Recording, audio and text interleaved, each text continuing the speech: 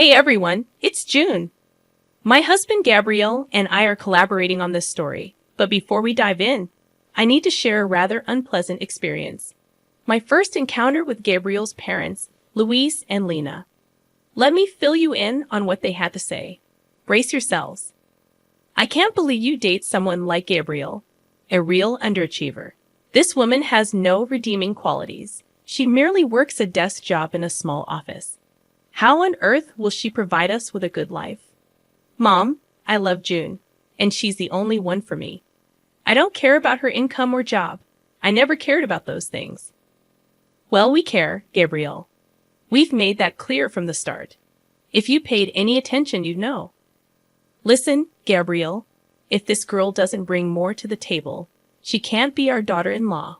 We won't approve. Find someone else. No, Mom, June is the one for me. I'm going to marry her. I had the entire proposal planned, and now you've ruined everything. I was stunned as this conversation unfolded. Yes, I was surprised about Gabriel planning to propose.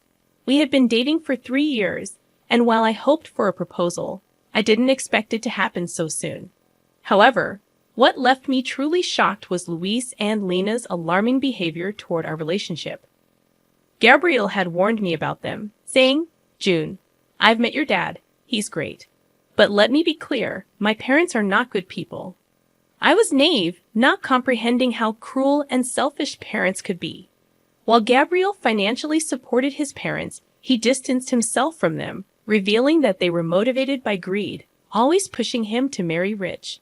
The day I met his parents, I realized how true his words were.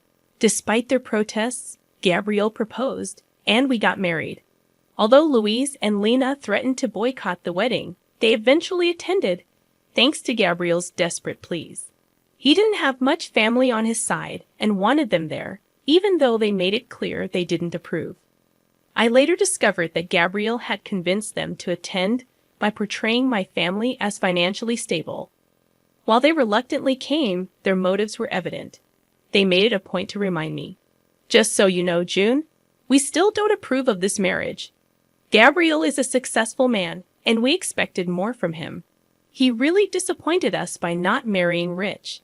We wouldn't have come if we thought you had nothing. Thank God your father at least has something to his name. I hope you don't forget us and our gracious presence today when you finally get the house inheritance. Guys, I'm getting married today. My father is healthy and fine. And there's absolutely no reason for you two to even mention an inheritance today. I stormed off, distancing myself from them after hearing their audacious remark. My father was my only living family, and hearing such comments on my wedding day made me sick. I couldn't believe the audacity of Luis and Lena to demand a share of my money. I chose not to inform Gabriel about this incident, not wanting to spoil his day, and knowing how difficult it was for him to cut ties with his parents. Unfortunately, things took a downward turn from there. Despite Gabriel and I being happy together, his parents were always meddling in our finances. Luis and Lena persistently pestered us about the exact worth of my father's assets. We never gave them a satisfactory answer, yet their embarrassing and entitled behavior continued.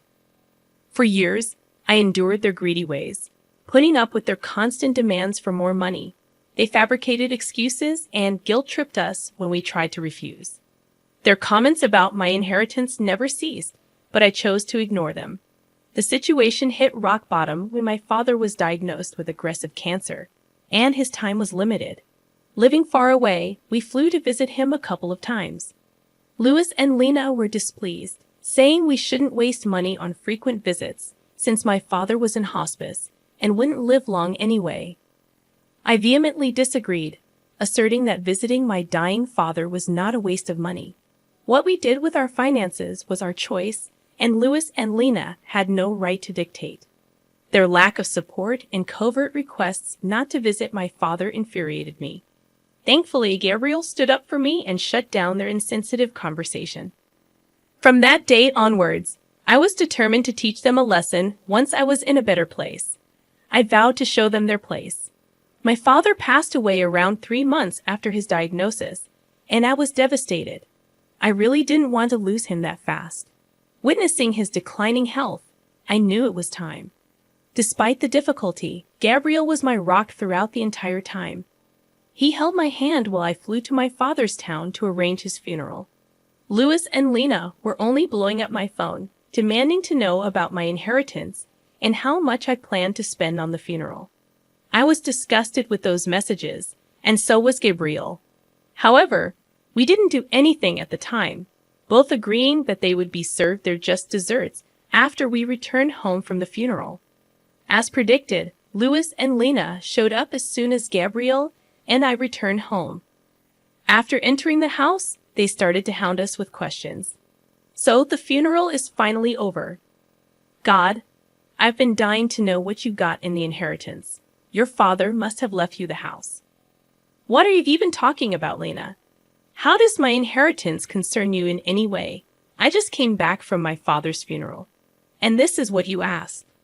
Oh, please, June, don't be such a spoiled sport. Ever since Gabriel married you, we've been wondering why he did it. I mean, you don't have a great job, and neither are you beautiful. What did he ever see in you? Me and Louis guessed that it must be because of money. Mom, what is wrong with you? How can you even insult me and my wife like that? We married each other for love. I have told you this countless times. At least have the decency not to bring it up today. Gabriel, there's no reason to be so dramatic. We're simply asking her a question. Your wife can just answer us and satisfy our curiosity. We don't mind if you marry June for money. In fact, we would be happy to know that you've bagged the great prize. You are truly horrible parents to accuse your own son of being a gold digger. You two are insane. I wonder how a great man like Gabriel was born to such disgusting people. Enough with the small talk, June. Tell us what you got in your inheritance. This is the day I was waiting for. Your father must have left you something. Gabriel told me that he lived in a big house. You could just tell now and buy us a house instead. We will make great use of the money. Besides, we are your parents now. Hearing this made my blood boil, and I seethed with rage while Gabriel looked at his parents in disbelief. Even he couldn't comprehend the fact that his parents could be so greedy and selfish. My father wasn't even dead for a month, and they were already planning to spend my inheritance on themselves. Hell, they even started to call themselves my new parents. At that point, I knew I had to do something. For years, I had put up with them for Gabriel's sake. But today was the day for a change. I wanted to show Gabriel just how bad his parents were, I said. Actually, my dad didn't have the house in his name when he died. I'm sorry to tell you that he did own that house for a long time, but he had to let it go for reasons. What? So you're telling us that your father didn't even own his house anymore? No, like I said, he owned it a long time ago. He had to let go of the house very recently, so no, I did not get the house or any inheritance, as they say. Oh my God, so your father was a poor man after all. I knew you were too cheap to be wealthy. Your father couldn't even keep his house till the end. That poor man died with no house under his name. Leave our son, as you're good for nothing. Mom, our marriage isn't over just because she didn't get an inheritance. You can't just ask her to leave me because of a stupid reason like that. Don't speak over us, Gabriel. We won't allow you to continue this marriage anymore. You have disappointed us by marrying into a poor family. You didn't once think about how you could keep your parents happy. I'm ashamed to have a son like you. June, I'm sure you must have trapped my son into marrying you. People like you can use cheap tricks to lure men. Your final plan was to cut us off and enjoy my son's money alone. Well, guess what, June? I won't let that happen. Louis and Lena started to harass Gabriel to give me a divorce and leave.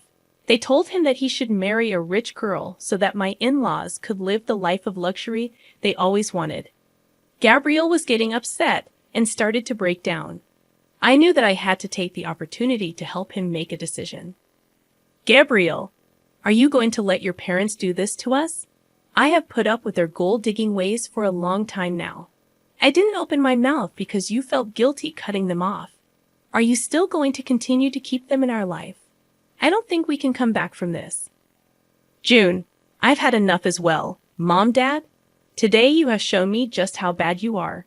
For years, you have used me to fulfill your dreams. I won't tolerate this anymore. Don't be stupid, Gabriel. This girl would influence you and take you away from your family. We are doing this for your own good as well.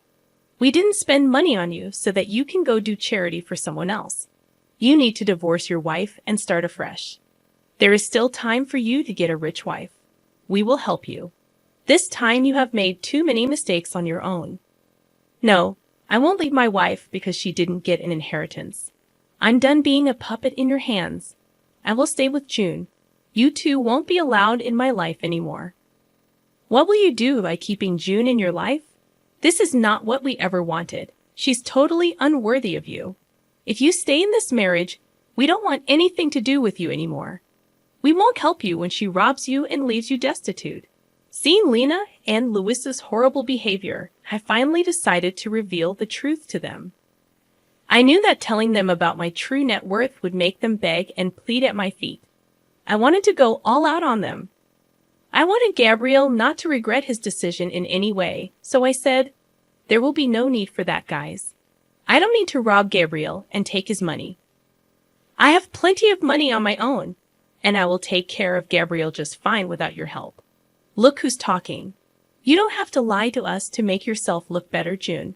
We know the truth. Yes, the truth is that you are the daughter of a poor man, and you don't work a good enough job to make lots of money. In a few months, you will go after Gabriel's money once you are destitute." Well, actually, I am not a poor man's daughter. I have 50 million in my bank account. No, I didn't earn it from my job. Rather, I got it from my father. That is impossible. Your father didn't have anything in his name. You said that yourself. Don't try to fool us, June. We can see through your lies. It won't work for us. We will make sure you divorce our son and leave him to us. I smiled at them and then looked at Gabriel. He was still looking very upset, but gave me the signal to go ahead. He knew me inside out, and so he knew what was coming. I opened my bank account and showed them my bank balance. Louis and Lena took one look at it, and their eyebrows shot up to the sky. They looked at each other and said, "No, no, no, this is impossible. You must have fabricated these bank statements. You said you didn't get an inheritance. How? You even said that your father didn't own his house till the end. Where did this money come from?" What I didn't tell you was the fact that my father owned a big ranch where he lived. He sold the ranch and the house before he died. He gave me an early inheritance before signing himself into hospice. He didn't want me to use my own money for his care. He wasn't like you two. Louis and Lena couldn't believe what they saw. Even my words didn't sound true to them. So they asked Gabriel for the truth. When he confirmed what they saw, they went quiet for a minute and looked at each other again. Then suddenly, they changed their tune completely and said, "Oh, this is such great news. Here I was thinking that my son made a huge mistake. You should have told us sooner about your money." "Yeah, we got riled up for nothing. Your father did well for yourself, June. I'm sure you'll make good use of that money. Now, like I said, we're like your own parents. Since this issue has been solved, there's no need for you to leave, Gabriel. You should have said something to us. We doubted your capabilities for nothing. You did marry well, son. I'm so happy today." With the expression Gabriel was making, I knew that my work was done. He would take care of the rest, so I held back my cuss words and let him do the talking. I trusted my husband to make the right choices, and he didn't disappoint me. Gabriel was fuming and started to scream at his parents. He said, "You still have the audacity to stand here and keep talking to us. Hell, how do you still expect June to pay for your comfort? You were hounding us to get divorced. And now you suddenly claim that she's family. How could you do this? We didn't know her net worth back then, Gabriel. She hid the truth from us. How are we supposed to know that she's actually rich? Yeah, June, we'd apologize for assuming the worst. You did surprise us. Anyway, now that you have an apology, can we move past this already?" "No, absolutely not. There is no way I'm forgiving you two for what you did today. I just got back from burying my father, and you two didn't even let me grieve in peace. I will never forget or forgive this. I think it has been enough already. Since you two think so lowly of me, there is no reason for me to keep you in my life. Today, I will protect myself and my wife from your toxic selves. Get out of my house and don't even think about coming back. From next month onwards, you are on your own. I won't be helping you out financially anymore. You don't deserve any kind of help after today. After Gabriel said that, Luis and Lena went absolutely ballistic on us. They also kept begging us and pleading with us not to cut them off. Neither Gabriel nor I paid any attention to their requests. In fact, Gabriel was so mad that he threatened to call the police if they did not leave our house. Soon after they heard the threats, both Luis and Lena left our property but continued to blow up our phones with calls and texts. We blocked their number before reminding them that we will press charges if they don't stop harassing us. For the next few days, Gabriel completely dealt with his family while I grieved my father properly. I was finally in a peaceful setting where I could reflect on my childhood memories and try to remember my father for the good times. He truly was an amazing man. As soon as he understood that I didn't want to move back south, he sold his property so that I didn't have to worry about it. He didn't even want me to spend money on his medical bills, so he used some of the sale money to pay for hospice. He was truly a great parent, and I still miss him a lot. On the other hand, Gabriel was also grieving the loss of his family, but for other reasons. Yes, he was finally free from his toxic family, but some people were guilting him about abandoning them. Those people did stop hounding him when Gabriel told them the full story. Now, everyone who knows Luis and Lena is disgusted with them. The duo still tried to contact us even after we blocked their numbers and changed our locks. We are contemplating taking out restraining orders if they don't stop soon. Meanwhile, I have recently found out that I am pregnant. I'm sad that my father couldn't be a part of my child's life, but me and Gabriel are really enjoying this surprise and preparing ourselves to have a little bundle of joy in our arms soon.